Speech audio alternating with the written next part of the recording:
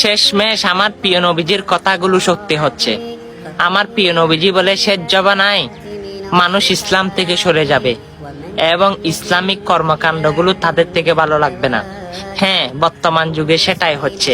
যেমন আপনারা Islamic video দেখেন, কিন্তু সেগুলো মানুষের কাছে শেয়ার করতে বললে আপনারা দান্দা বলেন।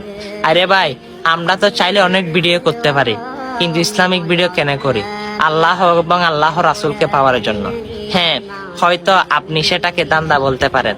অবশ্যই আজকে আপনি যদি জান্নাত পেতে চান, সেই জান্নাতের দোয়াটি সকল মুসলমানের কাছে ছড়িয়ে যান।